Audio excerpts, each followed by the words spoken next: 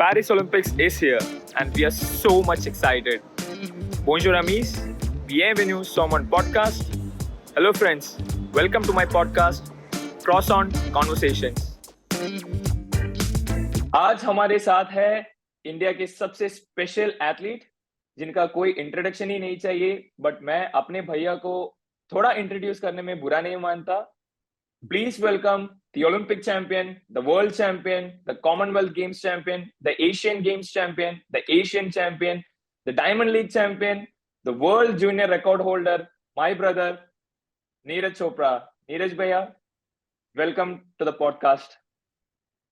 Thank you भाई. श्रीशंकर कैसा है? इतना इतना लंबा इंट्रोडक्शन तो किसी ने नहीं दिया यार. सब भैया कुछ बता दिया. भैया मैं आपका एक बहुत बड़ा फैन भी हूँ, क्योंकि हम मेरे जैसे सभी एथलीट्स आपको ही देख के बहुत इंस्पायर्ड होता है. तो ये बहुत एक छोटा सा एक इंट्रोडक्शन था जो मैं आपको दे सकता था, बट आपको देखते बहुत अच्छा लगा भैया. बहुत खुशी हो रही है आपको देख के. आपको देखते ही पॉजिटिव एनर्जी आती है और very good to see you. How are you doing भाई? आप कैसे हो अभी? मैं बिल्कुल बढ़िया हूँ यार, और मुझे भी बहुत खुशी हो रही है कि श्री की इतनी अच्छी रिकवरी जा रही है और इतने अच्छे रिजल्ट्स आ रहे हैं. तो बहुत ही खुश हूँ यार. थैंक बस यू अपना भैया. ध्यान सभी रखते थे. थोड़ा सा अनफॉर्चुनेट इंसिडेंट हो गया, बट खुश है कि हमारे पेरिस ओलंपिक्स टीम बहुत अच्छा ट्रेनिंग कर रहा है और प्रिपरेशन बहुत अच्छा जा रहा है. और Olympics it's just around the corner. अरे ऐसा लग रहा है कि टोक्यो बस कुछ ही टाइम पहले गुजर गया है. और हाँ आप यार, कितने एक्साइटेड हो? हम दोनों साथ में ही थे, वहीं पे हमारे रूम साथ में ही थे. तो बस वही है, थोड़ा दुख तो है कि यार श्री इस बार साथ में नहीं होगा, लेकिन वही है. एक एक हार्ड ट्रूथ ये भी है कि ये स्पोर्ट्स की रियलिटी है, कुछ पता नहीं लगता. तो हमको ये भी एक्सेप्ट करनी पड़ेगी और आगे बढ़ना पड़ेगा.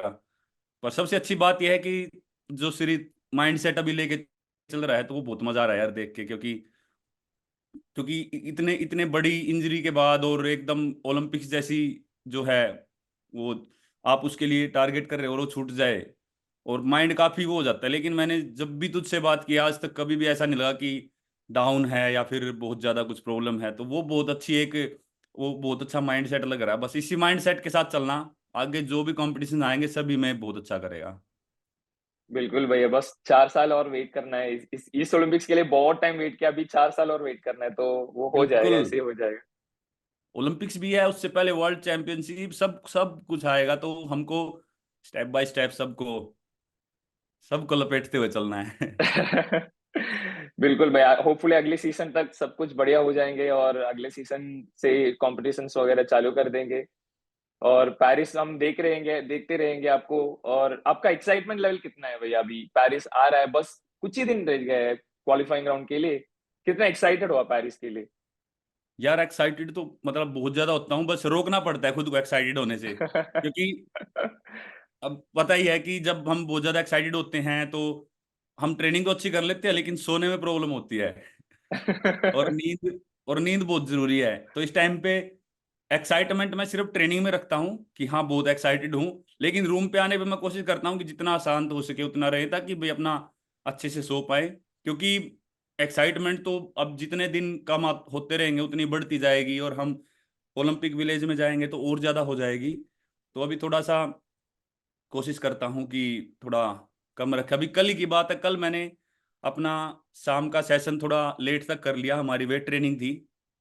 तो रात को नींद नहीं आई यार, बड़ी मुश्किल से सोया क्योंकि हार्ड सेशन था. और वो फिर अभी धीरे धीरे थोड़ा सा जल्दी किया कल शाम को, और फिर सोए आराम आराम से रात को. तो ये चीज़ें काफ़ी कंट्रोल रखनी पड़ती हैं कि भाई हाँ, सोना भी जरूरी है, वरना फिर अगले दिन ऐसे नींद आएगी.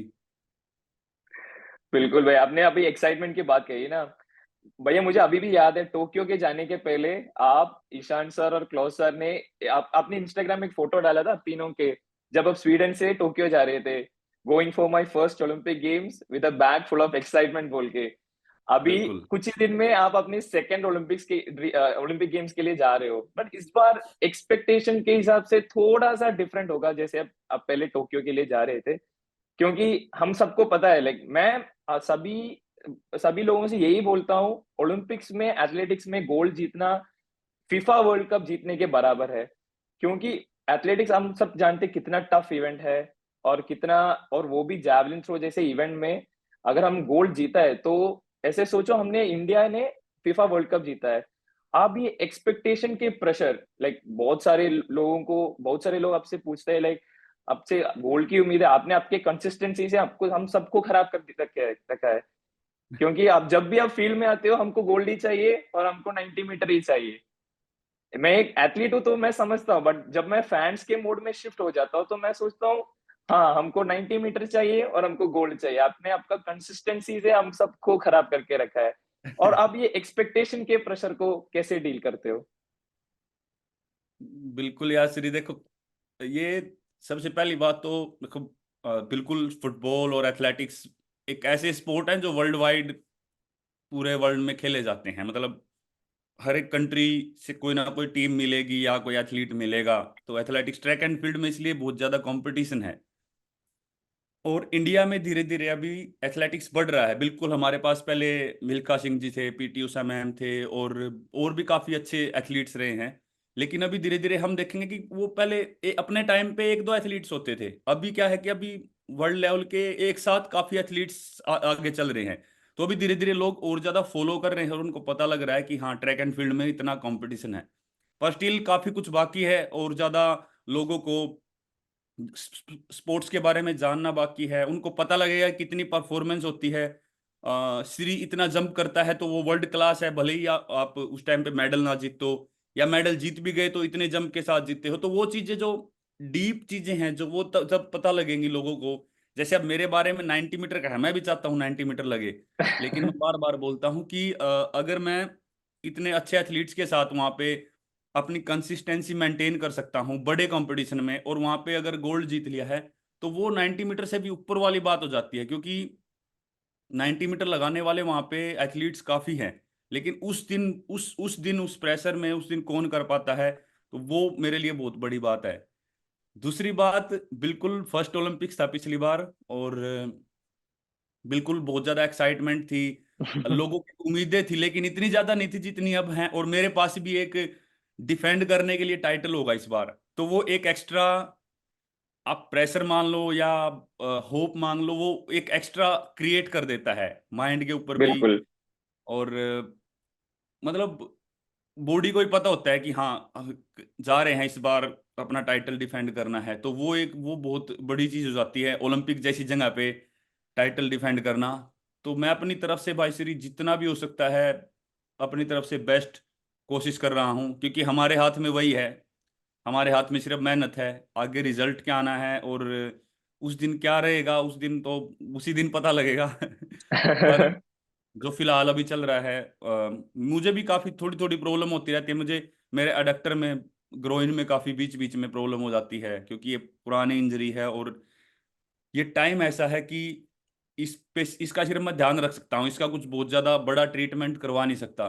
तो अभी बस वही है, पॉजिटिव माइंड रख के कि कोई बात नहीं, हमें ओलंपिक में अच्छा करना है। अभी जितना ज्यादा इसकी केयर करके फिट रह के अच्छा चल सकता हूँ वो कोशिश कर रहा हूँ। और तो बाकी तो यार बढ़िया है, अगर आप मेंटली स्ट्रोंग रहोगे, पॉजिटिव रहोगे, और अपनी ट्रेनिंग को अच्छे से मेंटेन करते रहोगे, और मेरे पास अच्छी टीम है, ईशान भाई है, कोच है, तो हम अच्छे से एक उसको प्लान करके चीज़ को अच्छे से आगे बढ़ते हैं। तो ओलंपिक्स के लिए भी बहुत एक्साइटमेंट भी है, और खुशी भी है कि हाँ यार, टाइटल डिफेंड करने के लिए जाना है। बस अभी जितना अच्छा पॉसिबल हो सके उतना अच्छे से बेस्ट तैयारी के साथ वहां पे जाना है। भैया, आप एक चीज हमेशा मुझसे बोलते हैं, या जसविन, प्रवीण, सबसे यही बोलते हैं कि बड़ी बड़ी इवेंट में माइंडसेट का बहुत इंपॉर्टेंस है और कॉन्फिडेंस रखना बहुत इंपॉर्टेंस है। और आप 2017 16 17 से डायमंड लीग सर्किट खेलते जा रहे हैं पूरा।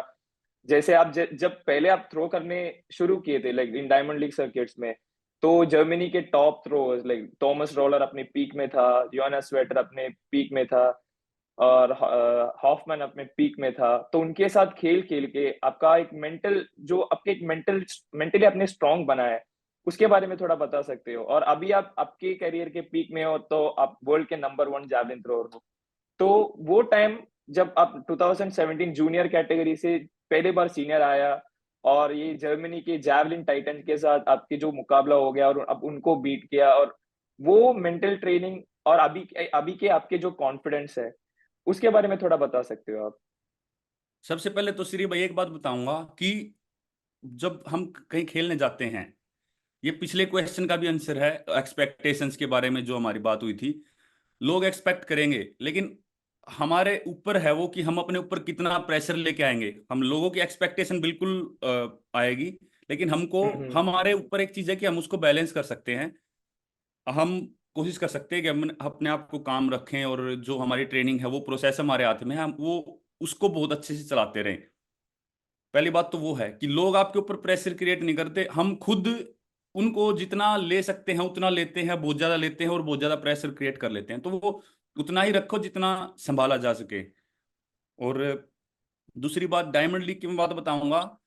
मैंने 2017 में पेरिस डायमंड लीग से अपना डायमंड लीग का जो है सर्किट शुरू किया था। और मेरी टू 2021 टोक्यो तक कोई भी पोजीशन नहीं थी। 2022 में मेरी फर्स्ट टाइम ऐसे कोई पोजीशन आई थी डायमंड लीग में। तो ये पहली बार हुआ था। तो मैं यही बताना चाहता हूँ, जितने भी आप सभी भी हो, प्रवीण है आज, जैस्विन, या अविनाश है, या श्री, जितने भी हम डायमंड लीग खेलने जाते हैं, तो मैं बस एक ही बात बताना चाहूंगा कि यार अभी तो ये टाइम तो सिर्फ आगे बढ़ के उसको सीखने का है। क्योंकि बिल्कुल चार, भैया। 17, 18, 19, 20, 21, 5 साल तक, उसमें बीच में इंजरी भी आ गई। 5 साल तक कोई पोजीशन नहीं थी, कोई भी। कभी फोर्थ, कभी फिफ्थ, कभी सिक्स्थ, ऐसे डायमंड लीग में आता था, पर मैं खेलता था, अपनी परफॉर्मेंस देता था, उससे मुझे खुशी थी। पर जब परफॉर्मेंस आनी स्टार्ट हुई टोक्यो के बाद, जितने भी डायमंड लीग खेल रहा हूँ सभी में कुछ ना कुछ पोजीशन आई है, अच्छी थ्रो लगी है। तो मैं ये बताऊंगा कि ये एक एज ऐसी होती है कि वहां पे सिर्फ सीखो, एक्साइटमेंट के साथ जाओ, अच्छे से खेलो। पोजीशन मुझे पता ही नहीं होता था कि पोजीशन नहीं आई, कोई बात नहीं, क्योंकि मुझे ये पता था कि मैं किन के साथ compete कर रहा हूँ। योहानस वेटर है, थॉमस रोलर, होफमैन, याकूब, और भाई मैग्नस किर्त, ये सभी अपने पीक पे थे, सभी 90 मीटर प्लस के थ्रोअर। और जूलियस येगो, कैसोन केनिया वालकोट, का थ्रो, सभी world world champion, Olympic champion. और मैं भाई, ठीक है, वर्ल्ड जूनियर चैंपियनशिप में कोर्ट, था, लेकिन world junior record Commonwealth holder था आप। कॉमनवेल्थ एशियन गेम्स, लेकिन यार वो उनकी लीग उस टाइम अलग थी। मुझे पता था कि यार ठीक है, खेल से धीरे धीरे टाइम आएगा, और वो टाइम बिल्कुल, अगर आप अपने आप को संभाल के चलो और सही से ट्रेनिंग करते रहो, तो वो बिल्कुल वो टाइम आता है। और अभी देखो, अभी सब अच्छे से कंसिस्टेंसी सब चल रहा है। बिल्कुल थोड़ी बहुत इंजरी होती रहती है, वो पार्ट है। लेकिन कभी भी ऐसे कंपटीशन में अगर पोजीशन ना आए तो ये मत सोचो कि यार रह गया या ऐसा कुछ, क्योंकि आपका एक ऐसा टाइम आता है जहां पे आपको बहुत अच्छा मौका मिलता है वो करके रखने का। और मुझे सच बता रहा हूँ श्री, तेरे अंदर ये बहुत अच्छी चीज लग रही थी कि तू हर कंपटीशन से सीख के बहुत ऐसे धीरे धीरे बहुत अच्छे से आगे बढ़ रहा था। पर वही जैसा मेरे साथ हुआ था 2019 में, ये इंजरी का काम ऐसा ही कुछ हुआ है। लेकिन भाई मैं ये बोलूंगा कि इससे बिल्कुल भी उदास मत होना, क्योंकि ये सिर्फ एक पार्ट है। बिल्कुल एक बहुत ही गलत जगह पे हुआ है, ओलंपिक्स के पास में हुआ है, लेकिन आगे बहुत बहुत अच्छा टाइम आएगा, और बहुत टाइम रहेगा, और बहुत ही अच्छा होगा यार आगे। आपसे ही सबसे सब इंस्पिरेशन आपसे ही लेता हूँ। जब मैं पहले बार ये इंजरी आ गया तो पापा ने वही बता रहा था। सच है कि ये ओलंपिक्स ओलंपिक्स के सीजन में नहीं होना चाहिए था, बट आप देखो बिल्कुल। नीरज भैया को भी एक एल्बो का सर्जरी हो गया था, वो भी 2020 ओलंपिक्स में जो होने वाला था उसके एक साल पहले हो गया था। पर 2020 जनवरी में नीरज भैया आके 87 80 मार के क्वालिफाई किया था ओलंपिक्स के लिए। पापा वो सभी जैवलिन थ्रो का आपका सभी जो पोचेस्ट्रोम में आप, आई थिंक पोचेस्ट्रोम में आप क्वालिफाई किया था ओलंपिक्स के लिए। हाँ हाँ हाँ, तो साउथ वो अफ्रीका। सभी रिकॉर्ड बोल के, साउथ अफ्रीका के वो रिकॉर्ड बोल के मुझे ऐसा कॉन्फिडेंस दे रहा था। जब वो पहला दिन मुझे इंजरी होके मैं ऐसे काउच पर ऐसा बैठा था, तो पूरा का पूरा आपसे ही हम जब हम डिस्कस करते तो पापा बोलते हैं नीरज भाई ऐसा सीखो, नीरज भैया कैसे प्रेशर हैंडल करता है, नीरज भैया कैसे अपने स्पोर्ट को लेता है। भैया एक, मैं अपने ऑडियंस को आपके एक एक कंपटीशन के बारे में आपसे ही उनसे बोलना चाहता हूँ कि प्रेशर सिचुएशन आपने बोला छोटे छोटे इंजरीज होता है, प्रेशर सिचुएशन हैंडल करना पड़ता है और मेंटल फिटनेस कितना इंपॉर्टेंट है। यूजीन वर्ल्ड चैंपियनशिप में भैया आप पहले थ्रो में क्वालिफाई किया था क्वालिफाइंग राउंड में, और जब हम फाइनल्स में आए थे तो हम पूरा इंडियंस उधर ट्रिपल जंप कैसा है, ट्रिपल जंप हो रहा था तो हमको मुझे याद है, पूरा हाँ, बाद उधर में मिले थे। जावलिन के स्टैंड्स में हमको सीट नहीं मिला, तो हम पूरा ट्रिपल जंप के इधर आ गया, आपको देख रहा था, और एल्दोस भैया भी जंप कर रहा था उधर। तो पहला थ्रो हमारा साइड से नहीं लगा था, सेकंड थ्रो हमारा 82 लगा था, फिर वही टाइम पे वो एंडरसन पीटर्स 90 के ऊपर मारा था पहला थ्रो। तो हम हम्म। ऐसा सोच रहा था कि अरे यार, ये शुरुआत हमको उतना अच्छा से नहीं मिला, पर हमारे बीच में ऐसा डिस्कशन था कि यार थ्रो करने वाला हमारा नीरज भैया है, नीरज भैया पक्का करेगा। तो वो कंपटीशन के बारे में आप प्लीज बता सकते हो? वो आप वो कंपटीशन में सिल्वर जीत गया, पर आपके मुझे सबसे फेवरेट कंपटीशन वही लग गया था, क्योंकि आपको ही पता है उसके बीच में थोड़ा सा इंजरी हो गया, आपने अपना पैर रैप अप किया था, और उसके बाद हमने 88-13 खींच के हमने सिल्वर जीता था। भैया भैया प्लीज आप उसके बारे में थोड़ा बताइए। यार उस दिन श्री अ, ऐसे कई बार हमको ऐसा लगता है ना, क्वालिफिकेशन राउंड में बहुत अच्छी थी बॉडी और मैंने बहुत अच्छी थ्रो की थी, लेकिन फाइनल के लिए पता नहीं, ऐसे कई बार रिस्पॉन्स होता है ना बॉडी की तरफ से कि हाँ बॉडी हम रेडी हैं मेंटली भी और फिजिकली भी। तो फिजिकली उस दिन इतना अच्छा रिस्पॉन्स आ नहीं रहा था, पता नहीं, मुझे ऐसा लग रहा था कि यार जैसे बुखार टाइप में होता है ऐसा कुछ स्टार्टिंग में लग रहा था, मुझे इतना अच्छा फील ही नहीं हो रहा था। लेकिन जैसे कंपटीशन स्टार्ट हुआ, नॉर्मली सबको ये लगता है कि हाँ मैं फर्स्ट थ्रो बहुत अच्छी करता हूँ, लेकिन वहां पे फर्स्ट थ्रो से बहुत ही खराब उससे शुरू हुआ था, सेकंड थ्रो भी इतनी अच्छी नहीं थी। तो वही है कि जितने देर कंपटीशन में था उतना ही, और सबसे एक ही बात मैं बार बार बोलता हूँ कि यार देखो हम हमारा स्पोर्ट्स क्या है कि इंडिविजुअल है, हमको अंदर अकेले ही खेलना है, हमको अपने से बनाना है कि यार जो भी जितना भी थ्रो कर रहा है कोई बात नहीं, लेकिन मुझे अपना थ्रो करना है। अगर मैं अपना थ्रो कर दूंगा, मुझे पता था कि मैं कुछ ना कुछ तो लेके जाऊंगा आज यहाँ से। तो वो चीज थी, और उसके बाद थर्ड थ्रो 86 समथिंग, और फिर फोर्थ थ्रो में वो 88-13 हुआ। और यार मुझे ऐसा लग रहा था, मतलब वहां पे उस टाइम मेरी ग्रोइन में कुछ प्रॉब्लम होगी फोर्थ में, लेकिन जितना कंपटीशन बढ़ रहा था, मतलब फोर्थ थ्रो तक आ गया था, फिफ्थ सिक्स तक मेरा माइंड बिल्कुल ऐसे, बिल्कुल सब कुछ क्लियर दिख रहा था मुझे कि अगर मैं सही से थ्रो कर पाऊंगा और मुझे ये प्रॉब्लम नहीं होगी तो मैं आज 90 भी क्रॉस कर लूंगा, क्योंकि वो फोकस लेवल इतना बढ़ गया था कंपटीशन में, और मेरे अंदर जो एक, क्योंकि कई बार ऐसा होता है कि हम स्टार्टिंग में वैसा फील नहीं कर रहे होते, लेकिन कंपटीशन में जैसे ही होते हैं, स्टार्ट होते ही हम हमारा माइंड बॉडी को पता नहीं क्या मैसेज भेजता है, तो बॉडी एकदम खुल जाती है। और यही चीज मैंने फील की थी एशियन चैंपियनशिप में 2017 में। इतना लंबा कंपटीशन चला, इतने अच्छे से थ्रो नहीं हो रही थी, लेकिन लास्ट थ्रो में इतनी गर्मी में जब मुझे ये फील हो रहा था कि कुछ भी नहीं बचा है, तब मैंने एशियन चैंपियनशिप रिकॉर्ड और गोल्ड जीता था वहां पे। तो उस कंपटीशन से मुझे लगता है कि यार हमारी बॉडी है जो, वो कुछ भी करने के लिए कैपेबल है, कुछ भी, मतलब कभी भी किसी टाइम भी कुछ भी कर सकती है, बस हमको खुद पे विश्वास होना चाहिए। तो वर्ल्ड चैंपियनशिप में मुझे खुद पे विश्वास था कि यार हाँ, थोड़ा तो मैं मार के ही जाऊंगा आज पक्का। बस वो थोड़ा सा, अगर इंजरी हो जाए तो हम फिर उसमें, क्योंकि एक तरफ माइंड में ये भी था कि मुझे थ्रो करनी है, एक तरफ ये था कि यार इंजरी को बचाना है, तो उस बचाने के चक्कर में तो वो अगर रुकावट आ गई तो फिर हम 100% नहीं जा पाते। तो अगर वो रुकावट नहीं होती तो मैं उस दिन और भी अच्छी थ्रो करता, ये बात पक्की थी। तो होपफुली होपफुली अभी वो कोई रुकावट अभी पेरिस में या कहीं पे ना आए, तो अभी वही करना है। बुडापेस्ट में भी ऐसे ही हुआ था, फर्स्ट थ्रो खराब हो गई थी, लेकिन उसके बाद सेकंड थ्रो लगी और ऐसे, और मुझे ये बुडापेस्ट चीज, में और बुडापेस्ट में मुझे आपका सेकंड फ्लोर रिलीज हो गया था, हमने सेलिब्रेशन उधर से ही शुरू किया था। मैं बैठा था इधर, मेरे सामने ऋतु पथक मैम बैठी थी, और मेरे साथ दो तीन उधर दूसरे कंट्री के लोग भी बैठे थे जो आपको सपोर्ट कर रहे थे। आपका जब थ्रो रिलीज हो गया, हमने इधर सेलिब्रेशन शुरू कर दिया, पीछे घूम के हम भी ऐसे करने लगे। यार वो तो अलग ही मतलब फील होती है उस टाइम पे कि हाँ। अब मैंने भी एशियन चैंपियनशिप में एक जंप देखा था, जब तूने जंप किया तो तुझे पता लग गया था कि हाँ यार ये जंप निकल गया अच्छा, तो वो पता लग जाता है हमको। सभी लोग मुझसे पूछते हैं कि नीरज ऐसे हाथ उड़ा देता है, सेलिब्रेशन करता है। मैं बोलता हूँ कि सभी एथलीट जो भी हैं, मैं सिर्फ थ्रोअर्स की बात नहीं कर रहा, किसी को भी देख लेना जो अच्छा जंप करेगा, अच्छा थ्रो करेगा या अच्छा भागेगा भी, तो उनको पता लग जाता है, क्योंकि हम सालों से यही चीज करते आ रहे हैं, तो वो चीज मजा आता है, वो चीज मतलब वहां पे जब फील कर पाते हैं वो मोमेंट में। भैया आपने अभी एशियन चैंपियनशिप के बारे में बात की है ना, तो मैं थोड़ा रिवाइंड रिवाइंड जाना चाहता हूँ। लाइक 2016 सबसे जबरदस्त साल रहा आपके लिए, 86 फॉर 8, वर्ल्ड जूनियर रिकॉर्ड, फिर आप 2017 में एशियन चैंपियन बन गए, और हम थोड़े से मुश्किल की वजह से हमको वर्ल्ड चैंपियनशिप उतना अच्छा नहीं कर पाए हम।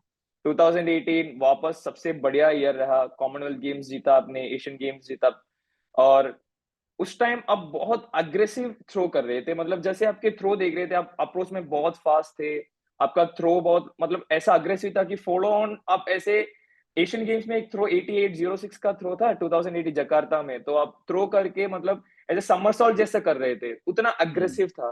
फिर 2019 में एक छोटा सा इंजरी इंजरी आ गया, उसकी वजह से आपको सीजन मिस करना पड़ा। और उसके बाद जो आप डॉक्टर क्लाउस के साथ जब ज्वाइन किए आपके कोच के साथ, उसके बाद आप एक नया एथलीट ही दिख गए। जैसे आप इंजरी के बाद जो 2020 में क्वालिफाई किया ओलंपिक्स के लिए, फिर 2021 सीजन आपने पटियाला में शुरू किया 8807, वो नेशनल रिकॉर्ड ब्रेक करके, उसमें आपका टेक्निक वाइज और आपके थ्रो का स्टाइल वाइज सब कुछ बहुत अलग दिख रहा था। पहले आपका थ्रो, मैं अब जब आपका थ्रो देखता हूँ तो थोड़ा साइड जाता था पहले, लाइक 2018 में हम आपको हम्म। बहुत इंटरव्यूज में बोला है कि थ्रो बहुत साइड जा रहा है, तो आगे स्ट्रेट जानी चाहिए। और जब 2020-21 में जब आप वापस आए इंजरी के बाद, तो आप एक नया एथलीट, मतलब technically more like mentally strong नया एथलीट बन के आए थे। और आप इसके बारे में क्या कहना चाहते हैं, लाइक डॉक्टर क्लॉस का जो ट्रेनिंग का जो इफेक्ट है वो, और डॉक्टर क्लॉस एक बहुत फनी आदमी भी है, और मैं जितने बहुत लोगों को देखा हूँ वो बहुत फनी आदमी भी है और सबसे इंटेलिजेंट आदमी भी है। और डॉक्टर क्लॉस का जो बिल्कुल यार। इनपुट्स है, डॉक्टर क्लॉस का एक इन्फ्लुएंस है आपकी, उसके बारे में आप जरा बता सकते हो? कोच क्या है कि कोच माहौल को ठंडा करके रखता है, मतलब ट्रेनिंग कितनी भी हार्ड है, कैसा भी मूवमेंट है, वो बिल्कुल चिल रहते हैं। और वो चीज़ मुझे बहुत अच्छी लगती है, क्योंकि हम कहीं भी जाते हैं बड़े कंपटीशन में, तो मेंटली हम ऑलरेडी बहुत प्रेशर में, या बहुत ज़्यादा ऑलरेडी सोच रहे होते हैं बहुत कुछ, लेकिन कोच उसको बहुत अच्छे से हैंडल करके रखता है, तो वो चीज़ मुझे बहुत अच्छी लगती है। बिल्कुल यार, 2017 16 18 में तो वो चीज़, मतलब मुझे कोई चिंता ही नहीं थी कि क्या चल रहा है क्या नहीं, इतना कुछ, बस अपना थ्रो करते थे, भाग के आते थे जितना जोर से कर सके। लेकिन फिर इंजरी होगी, इंजरी के बाद 2019 पूरा सीजन चला गया और बहुत अच्छी तैयारी हुई थी। और फिर कोविड की वजह से 2020 पूरा चला गया, सिर्फ एक कंपटीशन खेला 2 साल में। तो फिर मैंने 2019 में कोच क्लाउस के साथ काम करना शुरू किया। उसके बाद काफ़ी नई चीज़ें हमने की, टेक्निकली बहुत ज़्यादा चीज़ों पे काम किया।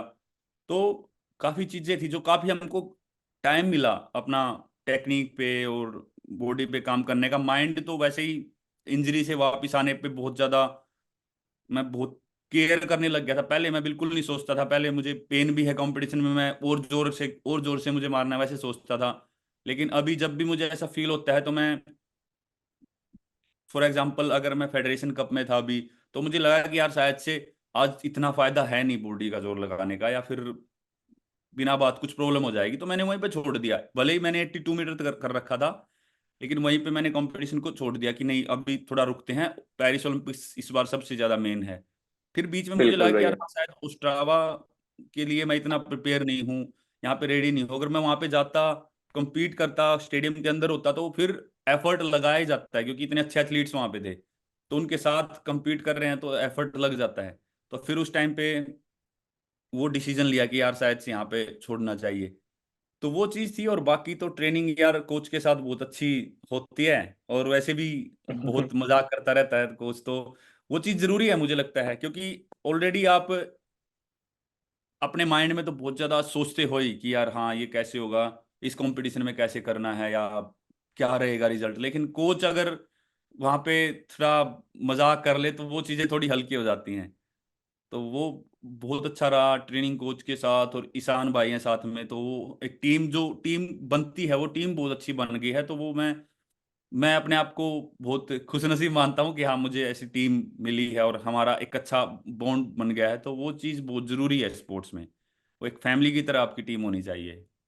2019 से आपकी जो टीम है, doctor Klaus sir, Ishan sir और आप, आपके केमिस्ट्री बहुत बहुत बहुत जबरदस्त केमिस्ट्री है आपका, क्योंकि जब ईशान सर और डॉक्टर क्लाउस आपको थ्रो करते हो, देख उधर बैठता है स्टैंड्स में, तो कभी कभी मेरा नजर उन पे जाता हूँ। डॉक्टर क्लाउस तो ऐसा बैठता है, ईशान सर ऐसा बहुत स्ट्रेस होके ऐसा ऐसा बैठता है, हम्म। फिर ईशान सर ऐसे थ्रो करने के बाद जब हम आपका सेकंड थ्रो बुडापेस्ट में लग गया, ईशान सर ऐसे बस ऐसे करके यस। बैठा था। ऐसे कुछ और कुछ नहीं किया, बस ऐसे करके बैठा था। तो इनको बहुत अच्छा टीम है भाई आपका। ईशान को मुझसे ज्यादा डर लगता है ना, क्योंकि इनका काम है कि मैं इंजरी से बचा रहा हूँ, लेकिन मैं जब भी खेलता हूँ तो मैं बहुत एग्रेसिव या बहुत ही अलग ही इंसान बन जाता हूँ। तो इनको डर रहता है कि कहीं कुछ गड़बड़ ना हो जाए, गड़बड़ ना हो जाए। तो फिर ये खुश होते हैं जब थ्रो लगती है ना अच्छी, तो एक्साइटमेंट आती है, क्योंकि आप इतने साल से साथ में काम कर रहे हो, तो वो इनको लगता है कि मैंने ही मार दी थ्रो। ऐसा लगता है कि फैमिली जैसा एटमॉस्फेयर बन गया है ना भैया। और बिल्कुल। अब अगर आप जावलिन को 90 मीटर फेंक रहे हो, तो ऑब्वियसली तो इंजरी तो छोटे-मोटे इंजरीज तो होगा, क्योंकि हम अपने बॉडी को उतने एक्सटेंड तक पुश कर रहा है। और ईशान सर को हैट्स ऑफ, क्योंकि इतने साल आपके साथ काम कर रहे हो और आपको इतना हेल्दी बना के इतना केयर करके रखा है। Hats off to him, big big congrats to him. And also भैया, आप अभी मुझसे मुझसे और बहुत सारे एथलीट्स को बहुत टाइम बोला है कि अपने बॉडी को सुनो, अपने बॉडी की आवाज सुनो, अगर रिकवरी देना है तो रिकवरी दे दो। बहुत टाइम आपने जो बोला था, मेरे साथ भी वही होता है कि अगर थोड़ा-सा बॉडी में पेन है तो हम पुश करते हैं ऐसा। और ऐसा है कि हम हमारे बहुत सारे इंडियन एथलीट्स के माइंड में ऐसा है कि हाँ, पेन में भी पुश करनी चाहिए, अगर जो भी है हमको पुश करते ही रहनी चाहिए, बॉडी की सुननी नहीं चाहिए, बस लगाते रहो, ज़ोर लगाते रहो, ज़ोर लगाते रहो। रिकवरी नहीं देता, पूरा ऑल आउट, हफ्ते में 6 दिन पूरा ऑल आउट जाओ, फिर 1 दिन रिकवरी ले लो, वापस पूरा ऑल आउट जाओ। आप इसके टोटल ऑपोजिट रहे हैं, लाइक आप अपने बॉडी के सुने हो, आप रिकवरी पे बहुत इंपॉर्टेंस दे रहे हो। उसके बारे में अगर आप ही बता दें तो हम इंडियन एथलीट को बहुत अच्छा इंफॉर्मेशन और मोटिवेशन मिल जाएगा, क्योंकि हमारे मन में एक परसेप्शन है कि बस जोर लगाना है हर टाइम, बस। पर पता तो क्या है, आप ये चीज मैंने भी फॉलो किया है कि जोर लगाना है, क्योंकि मैं तो एक ऐसी जगह से करता हूँ कि हरियाणा में तो और ज्यादा ऐसा माइंड है बिल्कुल ही, कि लोग क्योंकि कबड्डी कुश्ती ऐसे स्पोर्ट खेलते हैं, तो उनको यही लगता है कि जैसे अ, अब कबड्डी का है, मान लो फॉर एग्जांपल सर्कल कबड्डी होती थी, तो उसका उसका जो खेलने का ग्राउंड होता है उसको वो पाड़ा बोलते हैं। पाड़ा मतलब मैदान, मान लो वो हरियाणवी हो जाएगी ज्यादा। तो उस उनका कहना होता था कि पाले की चोट पाले में ही ठीक होगी, मतलब कि मैदान की चोट मैदान में ही ठीक होगी, ग्राउंड में ही ठीक होगी। तो अपने आप को और ज्यादा खेलो उसको, मतलब उसकी चिंता मत करो, हो जाएगी। और मेरा भी एक टाइम तक माइंडसेट वही था कि कोई बात नहीं, थोड़े बहुत दर्द होते रहते हैं, चलते रहते हैं, अपनी ट्रेनिंग मत छोड़ो। मेरा माइंडसेट चेंज हुआ इंजरी के बाद, 2019 के बाद, क्योंकि मुझे ऐसा लगा कि अगर मैं उस टाइम पे खुद को थोड़ा रोक लेता या खुद की सुन लेता, बॉडी की सुन लेता, तो शायद से इतनी बड़ी दिक्कत नहीं होनी थी। क्योंकि मुझे दर्द होता रहता था, मैं फिर भी कुछ ना कुछ करता रहता था कि कोई बात नहीं, हो जाएगा ठीक, थोड़ा बहुत है। तो थोड़ा थोड़ा थोड़ा थोड़ा करके वो इतना ज्यादा हो गया कि सर्जरी तक की नौबत आ गई। हुँ। तो ये बात मैं 2019 के बाद सीखा कि यार जो भी है, और अभी तक सीख ही रहा हूँ। क्योंकि अभी अभी कल ही की बात है, हमारा आज का प्लान था जो, वो कुछ और था कि हाँ हमको ये ट्रेनिंग करनी है। लेकिन कल शाम को अभी यहाँ पे हम ट्रेनिंग कर रहे थे, तो मैंने कोच को, ईशान भाई को बताया कि मुझे ऐसा ऐसा फील हो रहा है, और काफी दिन से हम अच्छी ट्रेनिंग करते आ रहे हैं, तो अभी शरीर ऐसा लग रहा है कि थोड़ा कल की ट्रेनिंग इतने अच्छे से नहीं हो पाएगी, तो क्या करना चाहिए। तो हमने वही डिस्कशन करके तो फिर आज का पूरा रेस्ट रख दिया। हम अ- अब संडे जो होगा, संडे को एक सेशन डे की तरह यूज कर सकते हैं। संडे को मतलब वो कहने के लिए हमारे पास संडे है कि संडे का रेस्ट ही होगा, ऐसा नहीं है कोई। क्योंकि हमारे लिए तो कोई स्कूल थोड़ा खुलता, हमारे लिए तो ग्राउंड हमेशा ओपन रहता है, तो कभी भी जाके कर लो। तो अभी वही बात हुई कि हम कल पूरा रेस्ट कर लेते हैं, और फिर संडे का रेस्ट नहीं करेंगे, संडे को हम उसका वो कर लेंगे, सेशन कर लेंगे। तो ऐसे हम अच्छे से प्लान करके अपने ट्रेनिंग को, मतलब थोड़ा सा इधर उधर करके बढ़िया प्लान कर सकते हैं। तो वो चीज, वो आपको पता होना चाहिए कि यार हाँ ये जो पेन है ये ऐसा ही हो रहा है, या मुझे ट्रेनिंग छोड़ने की जरूरत है। वो हमें पता लग जाता है, इतने साल हम ट्रेनिंग करते हैं। तो अगर अगर तो पेन ऐसा है कि आपको लग रहा है कि शायद बढ़ जाएगा, या आपको लग रहा है कि रिकवरी अच्छी नहीं है, तो आप वहां पे थोड़ा सा रुक जाओ, आप रेस्ट ले लो। क्योंकि ऐसा मैंने काफी बार अपने करियर में भी काफी बार देखा है कि कुछ भी छोटी मोटी प्रॉब्लम हुई, कोई बात नहीं, चलती रहेगी, हो जाएगा ठीक। पर वो इतनी ज्यादा बढ़ जाती है कि 3-4 दिन का पूरा रेस्ट लेना पड़ता है, या एक वीक पूरा उसका ध्यान रखना पड़ता है, एक वीक की ट्रेनिंग इम्पैक्ट होती है उसकी वजह से।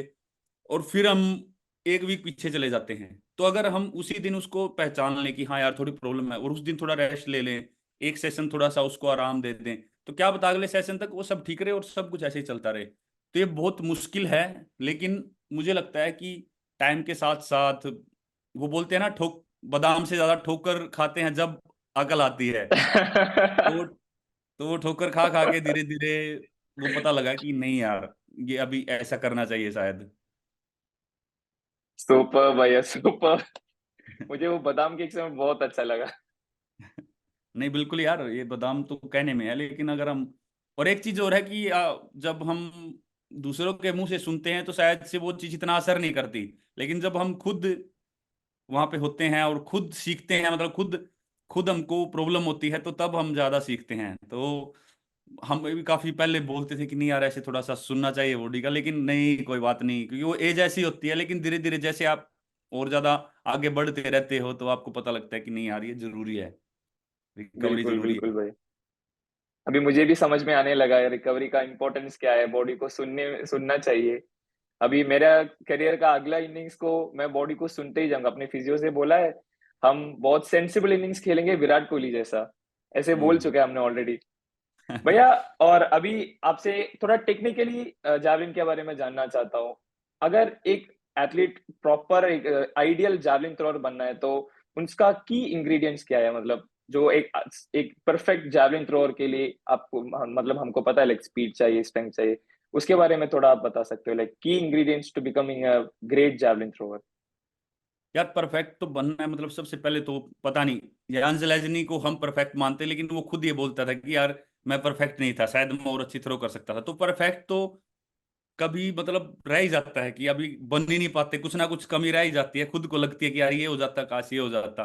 तो वो हमारी फितरत है, वो इंसान का एक वो है कि नहीं यार, ये भी हो जाता, वो भी हो जाता। तो वो तो हमेशा कुछ ना कुछ रहता है। लेकिन मुझे लगता है कि स्टार्टिंग जो आप करो तो वो टेक्निकल चीज़ों से करो, अपना प्लायोमेट्रिक्स जैसे स्ट्राइड्स, जंप्स, ये सारी चीजें करो, क्योंकि मुझे जंप्स करना बहुत ज्यादा पसंद है। हर्डल जंप्स, बॉक्स जंप, अपने सैंड जंप्स, और स्ट्राइड, स्प्रिंटिंग, ये चीजें मुझे बहुत अच्छी लगती है, क्योंकि हम ट्रैक एंड फील्ड एथलीट हैं, और हमको हर चीज अपना बॉडी का जो भी काम मैं करता हूँ, मैं एबीसी एक्सरसाइज करता हूँ, तो मैं अच्छी प्रॉपर टेक्निक से करने की कोशिश करता हूँ। तो मैं ये कहना चाहता हूँ कि जो जो हमारा जब मैंने स्टार्ट किया था, जो काफी एथलीट्स का मैंने माइंड सेट देखा है, जैसे फॉर एग्जांपल कोई थ्रोअर है तो बोलता है कि यार हमको इसकी क्या जरूरत है, हमको ऐसे सही तरीके से टेक्निक की क्या, जो हमको तो थ्रो करना है।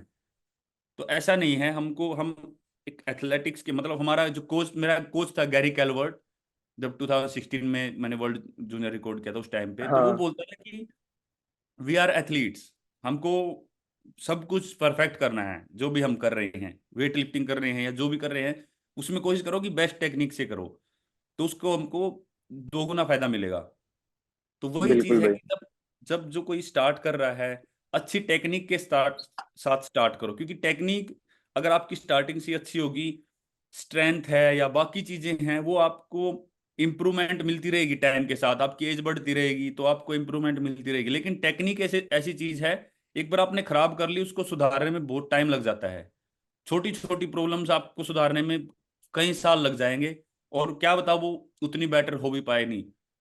तो स्टार्टिंग से ही टेक्निकल वर्क स्टार्ट करो, टेक्निक बहुत अच्छी करो, और उसके बाद धीरे धीरे अपनी स्ट्रेंथ पे और अपनी बाकी चीज़ों पे, मोबिलिटी पे, इन चीज़ों पे काम करते रहो, स्ट्रेचिंग अच्छी करो। तो ये चीज़ मुझे लगता है कि आपको हेल्प करेंगे आगे बढ़ने में। स्टार्ट अभी क्या है कि प्रॉब्लम, स्टार्टिंग से ही हम स्ट्रेंथ ट्रेनिंग शुरू कर देते हैं, और जेवलिन में क्या है कि हमको स्पीड के साथ साथ, स्ट्रेंथ के साथ साथ फ्लेक्सिबिलिटी भी चाहिए। तो अब बहुत ज़्यादा वेट लिफ्टिंग करते हैं तो फ्लेक्सिबिलिटी चली जाती है बिल्कुल, और वो चली जाए तो फिर इंजरी आने के ज़्यादा चांस होते हैं, जेवलिन थ्रो में खासकर। तो मैं ये बताऊंगा कि ये चीज़ें फॉलो कर लो, सबसे पहले तो टेक्निक, और उसके बाद अपनी जो नॉर्मली स्पीड और जो मोबिलिटी है, फ्लेक्सिबिलिटी है, और स्ट्रेंथ धीरे धीरे ग्रेजुअली आप उसके साथ आगे बढ़ाते चले जाओ, जैसे ही आपकी उम्र हम्म। बढ़ती है, टाइम बढ़ता है, तो हर चीज बैलेंस में रहेगी। और हमारे इधर भैया एथलीट्स को एक मानना है कि जिम में जाओ तो बस हेवी हेवी हेवी उठाना है, बस क्लीन करना है, हम्म। हर टाइम हेवी उठाना है, स्क्वाट करना है, हर टाइम हेवी उठाना है।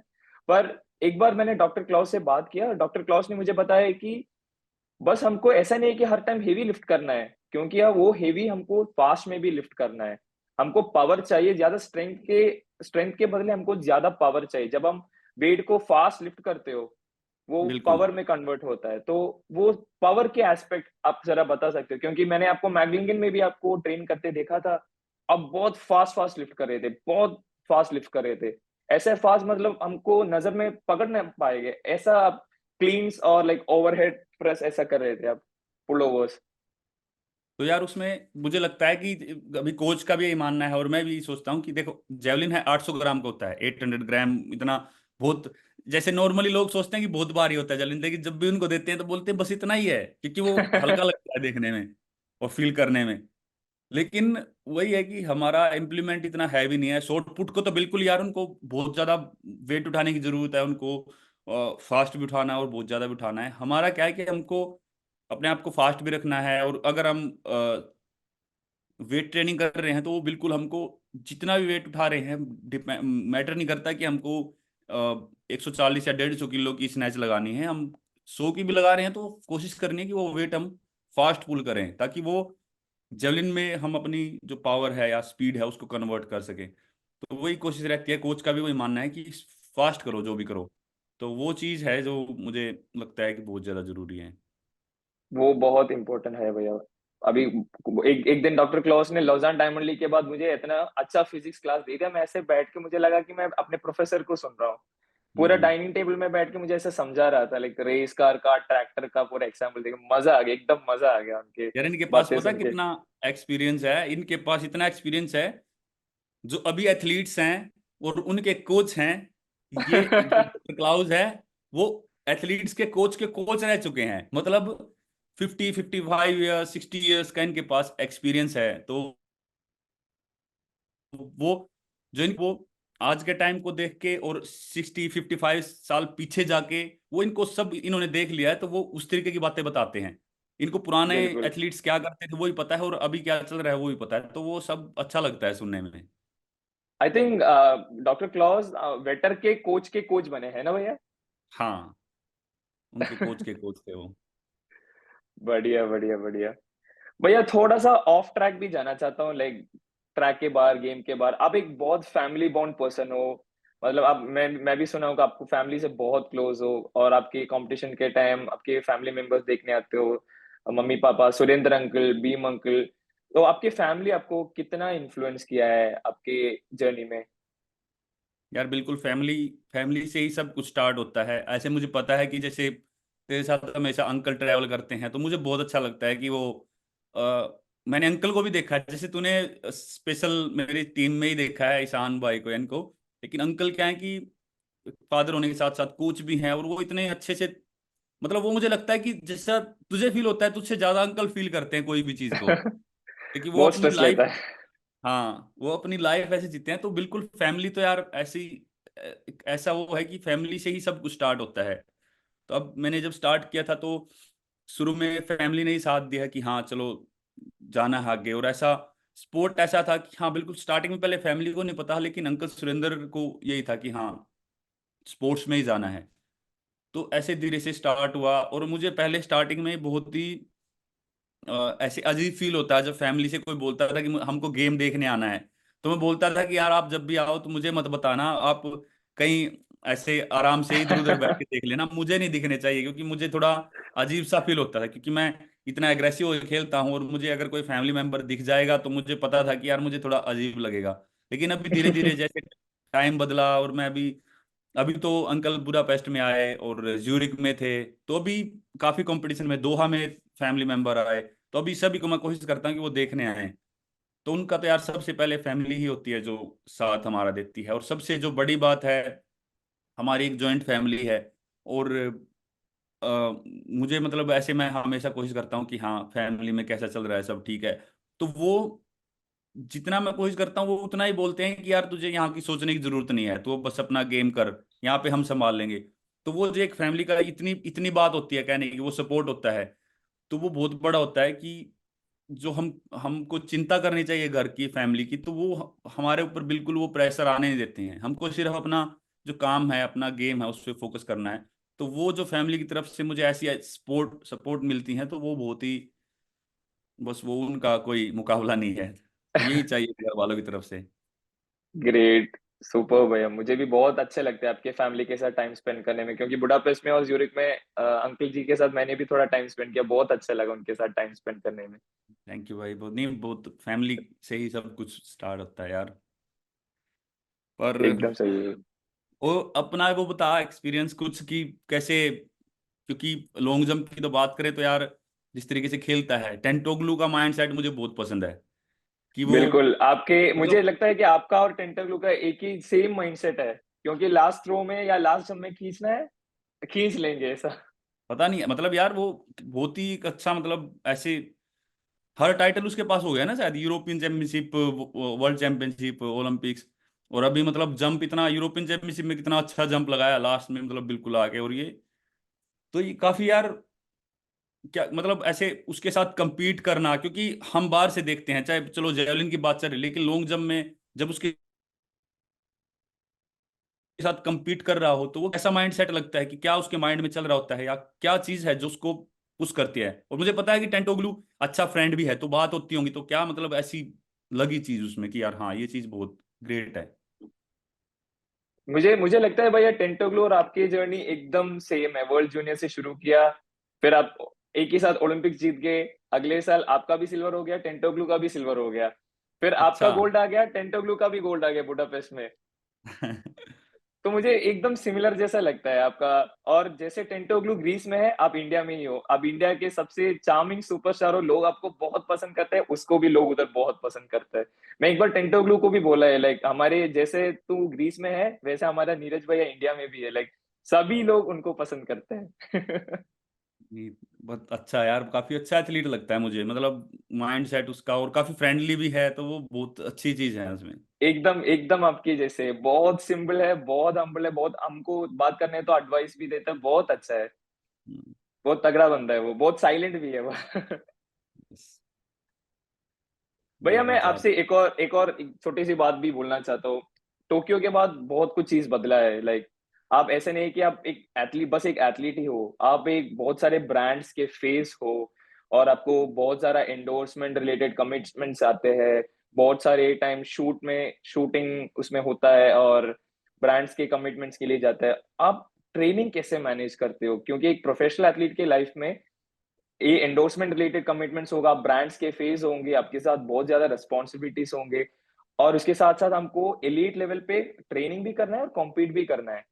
तो आप हम्म। ये चीजें, आप एक एथलीट हो जिसने बहुत अच्छी तरीके से उसको हैंडल किया, बहुत अच्छी तरीके से।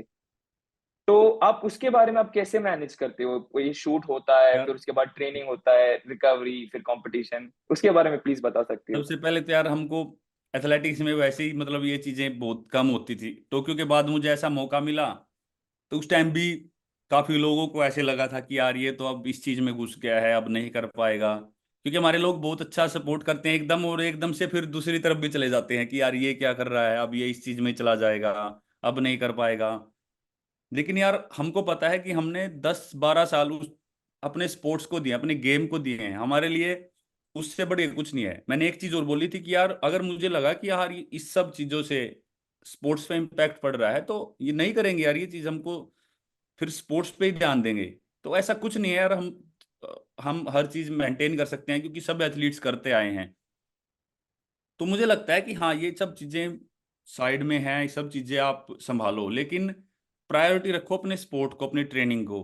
तो मुझे वही रहता है जब भी मेरी अपना टीम से बात होती है कि हम जो भी करते हैं, ब्रांड्स भी है, सब कुछ हमको एक टाइम पे कर लेना है, लेकिन उसमें ट्रेनिंग इम्पैक्ट नहीं होनी चाहिए बहुत ज़्यादा। और जैसे खासकर जब सीजन ऑफ होता है, तब मैं कोशिश करता हूँ कि सभी जो सूट्स हैं या फिर ब्रांड का जो काम है उस टाइम पे खत्म कर ले, ताकि ड्यूरिंग सीजन बहुत ही कम बचे। तो वो बिल्कुल बिल्कुल भैया।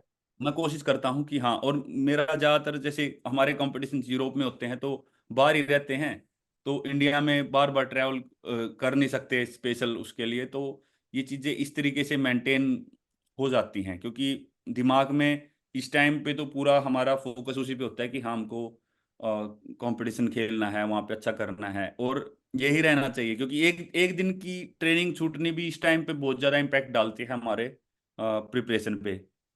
तो सारी चीजें बैलेंस करके आपके पास अच्छी टीम है, आपके पास अच्छे आदमी है साथ में, तो वो बहुत उनका बहुत योगदान होता है इसमें। तो जैसे मतलब जेएसडब्ल्यू स्पोर्ट्स में हमारी टीम है, तो वो अच्छे से मेंटेन कर रही है सब चीज़ों को, तो हमारा प्रेशर जो है थोड़ा कम हो जाता है।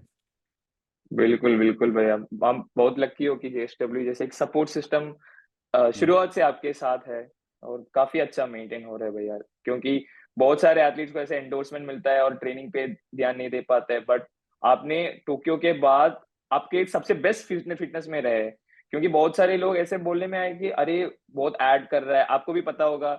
एक बार अमन सर ने भी ऐसे मुझसे बोल रहे थे, बहुत सारे लोग ऐसे ट्विटर पे ऐसे ऐसे कमेंट मार रहे थे, बट आप 2021 ओलंपिक्स के बाद उससे भी ज्यादा बेटर पोजीशन में फिजिकली, मेंटली और कॉम्पिटिटिवली बहुत अच्छे पोजीशन में आए, इसके लिए लाइक अमन जी हैट्स के ऑफ। साथ एक बात यदि पता है क्या है, हमारे मतलब नॉर्मली ओलंपिक्स के बाद हरियाणा में क्या है कि लोग थोड़ा सा मतलब ऐसे होते हैं, क्योंकि स्पोर्ट्स के उसमें काफी इंथुजियास्टिक है ना, मतलब बहुत ज्यादा जोशीले हैं हरियाणा के लोग। तो वो बोल रहे थे कि हमको नीरज का स्वागत करना है, वेलकम करना है। तो मेरा फोन बंद रहता था, तो अमन जी का ऑन रहता था उस टाइम पे, वो साथ में थे। तो उनको कॉल आया कि यार नीरज का स्वागत करना है हमको, नीरज से बात करो। वो बोले कि यार नीरज तो नहीं है, मैं उस टाइम शायद बाहर गया था कहीं। बोले यार करवा दो, आप प्लीज करवा दो। बोले कि आपका भी स्वागत कर देंगे। बोले कि प्लीज यार उसको बुलवा दो, आपका भी स्वागत कर देंगे साथ में। और बार रात को 12-12 1-1 बजे कॉल करते थे। वो बोले कि भाई मुझे नहीं करवाना अपना स्वागत था, आप नीरज अवेलेबल होगा तो मैं आपको बता दूंगा। यार ऐसे ऐसे काम होते हैं। अरे अमन सर को भी मिलेगा क्या स्वागत, बहुत बढ़िया। नहीं, पर भैया अच्छा है यार, अब हमारे इंडिया में इतनी ऐसे काम होते रहते हैं। फैंस बहुत क्रेजी है भैया, मतलब जब मैं देखा हूँ एशियन गेम्स के बाद, आप जब एयरपोर्ट में आए थे, आपको ऐसे हवा में उठा के ऐसे ऐसे ऐसे कर रहा था, फिर आपके साथ सेल्फी खींच रहा था। मैं ईशान सर से बोल रहा था, सर नीरज भाई को कभी भी गुस्सा नहीं होता। तो ईशान सर बोल रहे थे, नीरज कभी भी इस बात पे गुस्सा नहीं करता, इसीलिए हमको बहुत गुस्सा आता है। यार क्योंकि उस टाइम पे जब भी वो टाइम ऐसा होता है, तो वो पता नहीं मतलब। और प्रॉब्लम पता क्या होती है कि एक टाइम ऐसा होता है कि हाँ, सभी को उस टाइम पे फोटो लेना है, उठा लिया। हाँ मुझे एक बार याद था 2018 में एशियन गेम्स की बात है, हमारी शायद एक बार बात भी हुई इस बारे में। तो सभी ने उठा लिया और ऐसे फोटो वगैरह ले रहे सभी, जब जैसे ही फोटो हो गया तो ऐसे कैसे छोड़ दिया नीचे। तो हमारे मतलब वही है, काफी मतलब क्रेजी हैं लोग वहां पे। और मुझे लगता है कि सबसे अच्छी बात तब होगी जब, अभी तो क्या है कि हम मेडल जीतते हैं, उनको पता होता है कि हाँ गोल्ड जीत लिया, सिल्वर ब्रोंज जो भी मेडल जीत लिया। मजेदार बात तब होगी तब जब उनको प्रॉपर नॉलेज होगा स्पोर्ट्स का, कि हाँ बिल्कुल ये रिजल्ट के साथ जीता है, ये मेडल जीता है। अगर मेडल नहीं भी आया तो परफॉर्मेंस कितनी अच्छी दी है। अगर ये चीजें उनको बैलेंस करनी आ गई, कुछ लोगों को पता है, लेकिन अगर सबको प्रॉपर पता लग गया, तो मुझे लगता है कि हमारी कंट्री का ट्रैक एंड फील्ड और ऊपर उठेगा। क्योंकि वो असली नॉलेज वो होगी, उनको दूसरे एथलीट्स का ही पता होगा और हमारा ही पता होगा। अभी क्या है कि सिर्फ मेडल का पता है काफी लोगों को, ज्यादातर लोगों को, कि सिर्फ हाँ मेडल जीता है, गोल्ड जीता है, चलो भाई बहुत अच्छा हुआ है। लेकिन अगर सिल्वर भी जीता है, ब्रॉन्ज जीता है, मेडल नहीं भी जीता है, तो कंपटीशन कितना टफ था वो देखो। तो वो चीजें जिस दिन पता लग जाएंगी, तो वो बहुत अलग ही लेवल पे फिर चीजें चलेंगी। बिल्कुल बिल्कुल भैया। भैया आप इतने 25 इयर्स में आपने एथलेटिक्स में सब कुछ अचीव किया है, आपके पास सभी मेडल्स है अभी, जो भी मेडल ट्वेंटी गिन सिक्स लो आपके पास। 26, हाँ मतलब पिछले साल है ना, पिछले साल तो आप वर्ल्ड चैंपियनशिप का भी वो कंप्लीट कर हम्म। दिया कोटा। तो मुझसे एक बार एंड्रू भाई, ऐसे हम गप्पे मारे तो एंड्रू भाई एक बार मुझसे बोल रहे थे, अरे यार अभी नीरज के पास सब कुछ है, डेली ट्रेनिंग करने के जब जब वो जाते हैं उसको क्या मोटिवेशन मिलता है।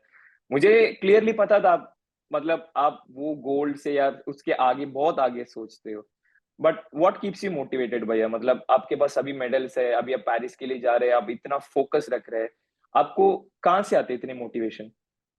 यार हमारे पास अच्छी चीज पता क्या है एथलेटिक्स में, हम हमारे पास परफॉर्मेंस है, तेरे पास जंप है। अगर तूने फॉर एग्जांपल अभी मार दिया 843, 842, 843 कितना था भाई, नेशनल 841 बेस्ट है भैया। 841, अगर उतना कर दिया है, तो हमारे पास हमेशा एक मोटिवेशन रहता है कि नहीं यार अब 850 करना है, अब 860 करना है, मेडल कोई भी हो हमारे पास। तो मेरे पास भी थ्रो है, हम मुझे थ्रो बढ़ाते चलना है धीरे धीरे करके। तो वो धीरे धीरे करके यार वो मोटिवेशन रहता है। और फर्स्ट टाइम मुझे मतलब एशियन गेम्स में वो मौका मिला था कि मैं अपना टाइटल डिफेंड करने गया था, तो वो चीज भी मुझे फील करनी है कि यार हाँ मैं टाइटल डिफेंड करने गया हूँ और मैं वहां पे डिफेंड करूँ। तो वो चीज जब, क्योंकि बाहर वाले एथलीट्स ऐसे माइंडसेट के साथ जा सकते हैं, तो हम क्यों नहीं जा सकते? तो हमारे माइंड में ये क्यों नहीं हो सकता कि यार हमने एक बार जीत लिया है, दोबारा फिर हमको जाके वहां पे करना। वो चीज मैंने फर्स्ट टाइम एशियन गेम्स में फील की थी कि हाँ मैं सेकंड टाइम यहाँ पे आया हूँ और वहां पे टाइटल डिफेंड भी हुआ। तो वो चीज, जब तक मैं ये बोलता हूँ कि जब तक हम कर सकते हैं तब तक कोशिश करो कि यार अच्छे लेवल पे ही करते चलो। तो वही है, जब तक हमारी बॉडी साथ दे रही है, माइंड साथ दे रहा है और इंजरी फ्री है, तो अपना मैक्सिमम एफर्ट लगा के रखो सही तरीके से। तो वो माइंड सेट मुझे लगता है, और मुझे लगता है कि हम हमारी बेस्ट लाइफ जी रहे हैं यार। हम फिजिकली हम इतने एक्टिव रहते हैं, हम हेल्दी हैं, अपनी अच्छा खाना खाते हैं, अच्छा रेस्ट करते हैं, और अच्छा एफर्ट लगाते हैं जब खेलते हैं, तो हम बहुत अच्छी लाइफ जी रहे हैं। तो हमको इस चीज का शुक्रगुजार होना चाहिए और हमको वैसे ही अपना एफर्ट लगाते रहना चाहिए। तो माइंड का खेल है सारा। अगर हम माइंड में ये रख लें कि यार काफी हो गया है, बस ये तो सब कुछ कर ही लिया है, तो ऐसा नहीं है यार। मतलब बहुत कुछ है आगे भी। मुझे लगता है कि उस ये सब कुछ करने के लिए अपना पुराना वो भूलना पड़ता है। अब ओलंपिक्स, वर्ल्ड चैंपियनशिप जो भी हुआ, बिल्कुल वो हुआ है, लेकिन मुझे पता भी है, पर वो भूलना पड़ता है कि यार कोई बात नहीं, वो हो गया, अभी आगे क्या है। तो अगले वाली स्टेप पे ध्यान रखना चाहिए। अभी सीढ़ियां चढ़ रहे हैं, तो पीछे जो ऑलरेडी हमने चढ़ ली है उस पर थोड़ा हम सोचते हैं कि यार मैंने ये सीढ़ी चढ़ ली है, आगे कौन सी आ रही है, वहां पे फोकस ज्यादा होता है। तो वैसे ही रखना चाहिए। सिंपल सी बात है कि जो पीछे सीढ़ियां चढ़ ली हैं उनको, बिल्कुल उनकी वजह से हम इतनी आगे आए हैं, उनके लिए शुक्रगुजार भी रहो और उनको याद भी रखो। लेकिन आगे क्या आ रहा है उसके लिए एक्साइटमेंट रखो कि हाँ, आगे अगर हमारा फोकस गड़बड़ा गया, सीढ़ी से हम नीचे भी गिर सकते हैं वापिस। मैं होप ये एंड्रू भाई अभी अभी सुन लेता, क्योंकि भैया इस क्वेश्चन का इससे भी ज्यादा अच्छा आंसर बिल्कुल नहीं हो सका। थैंक यू सो मच भैया, मतलब ये आंसर मुझे सबसे बेस्ट लगा। एंड्रू भाई, काश एंड्रू भाई ये सुन लेते, बट सुनने में आएगा, बट सुनेंगे सुनेंगे, बाद काश में सुनेंगे। सुनेंगे। हाँ। भैया अगले नेक्स्ट हम थोड़ा एक रैपिड फायर हम रैप अप कर रहे हैं, थोड़ा रैपिड फायर के साथ हम रैप अप करेंगे। एक क्वेश्चन पूछेगा, बस एक वर्ड में आंसर देना आप बस। ओके। भैया फर्स्ट क्वेश्चन, अगर आप जैवलिन थ्रोअर नहीं हो तो आप कौन से स्पोर्ट खेलते? मुझे वॉलीबॉल काफी पसंद था यार, जब गांव में होते थे वॉलीबॉल शायद। अब आईएएस के बच्चों के साथ भी उस दिन खेला एथलेटिक्स में था। अगर होता तो डिस्कस डिस्कस थ्रो शायद। हाँ, दो डिस्कस हो थ्रो, गए पर। वंडरफुल। हाँ। हाँ। जिम में आपका फेवरेट लिफ्ट कौन सा है? पुलोवर, हमारा वो जेवलिन को होता है ना खींचने वाला, हाँ, वो सबसे हाँ, इम्पोर्टेंट है हमारे लिए तो वो। ग्रेट। आपका फेवरेट मूवी कैरेक्टर, अगर आपको एक मूवी कैरेक्टर करने का मौका मिला तो आप कौन सा मूवी कैरेक्टर करेंगे? मूवी कैरेक्टर, ओह यार भाई ये तो काफी। या फिर आपका फेवरेट मूवी?